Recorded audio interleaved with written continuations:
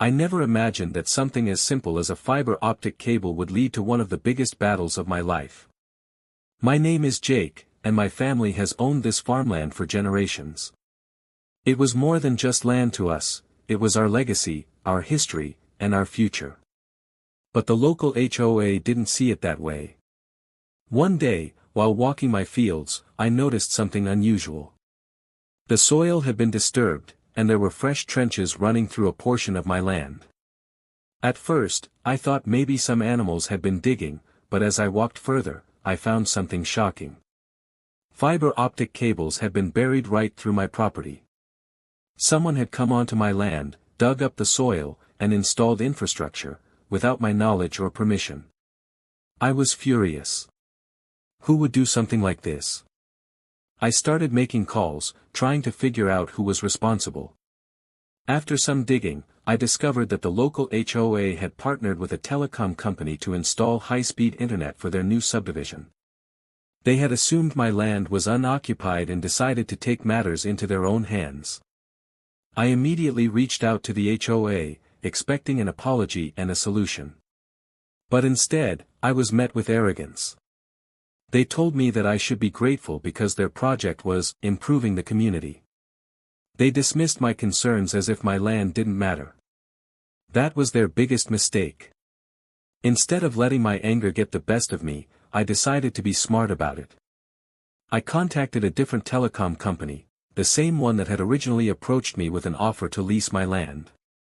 They were still interested, and when I told them what had happened, they were more than willing to make a deal. I signed an exclusive lease agreement with them, allowing them to use my land for their own fiber optic network. But I took it one step further. I made sure their service would directly compete with the HOA's provider, offering faster speeds and lower costs. Within weeks, construction began. The new company laid down its own fiber optic cables, building a network that was not only more advanced but also more affordable. Word spread quickly, and homeowners started switching providers. They realized they had been overpaying for the HOA's internet service, and they were eager to sign up for a better deal. The HOA was completely blindsided. They had spent a fortune installing their fiber optic network, and now, their investment was at risk. Their telecom provider started losing customers, and soon, the entire project began to collapse. At first, the HOA tried to fight back. They sent me legal threats, claiming that their cables had been installed in the public interest, and that I had no right to interfere. But I had done my homework. I had legal proof that they had trespassed on private property. I had documents showing that they never obtained the proper permissions.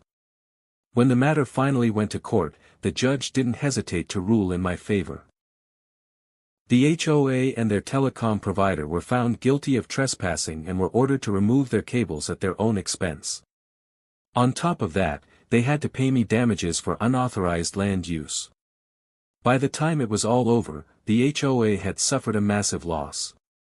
Their telecom partner pulled out, leaving them with useless cables buried under my land. Homeowners turned against them, angry that they had been forced into an expensive and unnecessary service. Some even started suing the HOA for misleading them. Meanwhile, I continued to profit from my lease agreement. The new telecom company paid me a steady income for the use of my land, and their service became the dominant provider in the area. What started as an act of arrogance by the HOA ended up being one of the best financial decisions of my life. The best part? When the HOA finally came back, begging to negotiate, I refused. They had their chance to do things the right way, and they had chosen greed instead. They thought they could take whatever they wanted. They thought they could push me around. But in the end, they walked straight into their own trap. And I made sure they never forgot it. The HOA was in complete panic mode. Their telecom provider had started pulling out of the deal, and homeowners were demanding explanations. They tried to hold emergency meetings, but it was already too late. The damage had been done. One of the biggest reasons homeowners were furious was that they had been forced to pay hidden fees for the HOA's fiber optic service. Many of them had assumed they were getting the best deal available, only to realize later that they had been overcharged for an inferior network. To make matters worse, the HOA had used homeowners' fees to fund their project, meaning that every resident had unknowingly paid for something that was now completely useless. As more and more residents switched over to my partner's telecom company, the HOA's internet service became practically worthless. The HOA president, a man named Richard, tried to do damage control. He sent out letters, held community meetings, and even attempted to negotiate a new deal with the telecom provider. But the company had already lost too many customers to my new provider, and they weren't willing to keep throwing money at a failed project. With no other options left, Richard finally reached out to me. He tried to act like nothing had happened, like we could just forget about everything and come to a mutual agreement. "Jake," he said, "I think we both got off on the wrong foot. Maybe we can work something out. I'd be happy to discuss compensating you for the land we used." I laughed. Now he wanted to pay me? Now that his entire plan had fallen apart? "I don't think so, Richard," I said. "You had your chance. I gave you an opportunity to do the right thing, and you ignored me. Now, you get to deal with the consequences." He tried to keep his cool, but I could see the frustration in his eyes. He wasn't used to people standing up to him. "Well, you know, legal battles can be expensive," he said. "Maybe it's best for both of us if we just come to an understanding." That was his last desperate attempt to intimidate me. But I wasn't worried. I had already won the legal battle, and I wasn't about to back down now. "Richard," I said, "this isn't a negotiation. This is you dealing with the mess you created. And from where I'm standing, it looks like you're out of options." With that, I ended the conversation. Richard and the HOA had no choice but to accept their defeat.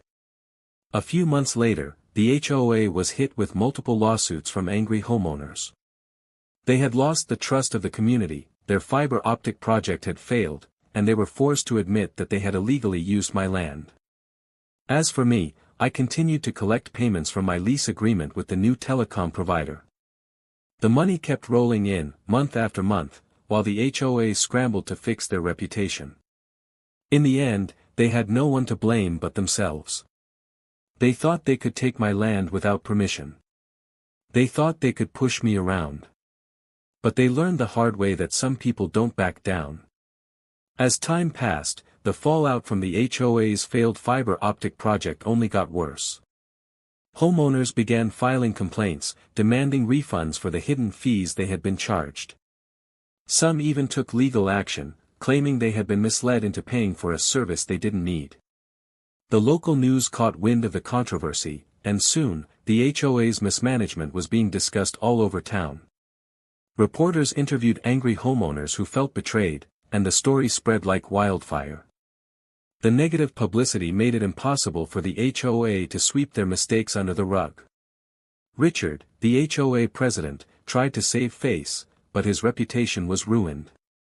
The board members who had supported him started distancing themselves, hoping to avoid the backlash. Eventually, under mounting pressure, Richard was forced to resign.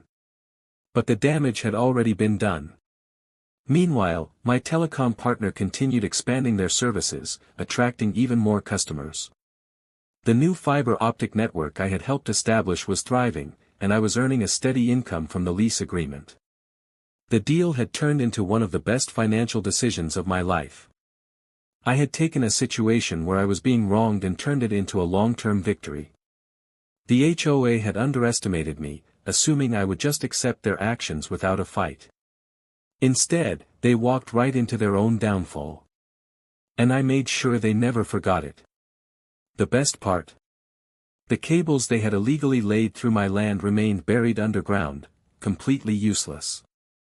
Their failed investment was a constant reminder of their arrogance and failure. Over time, the HOA lost its grip on the neighborhood. Homeowners started pushing for new leadership, demanding more transparency and fairness. They wanted nothing to do with the old system that had deceived them. Eventually, the entire structure of the HOA changed.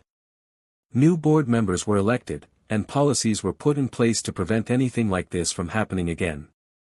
The days of the HOA abusing its power were over.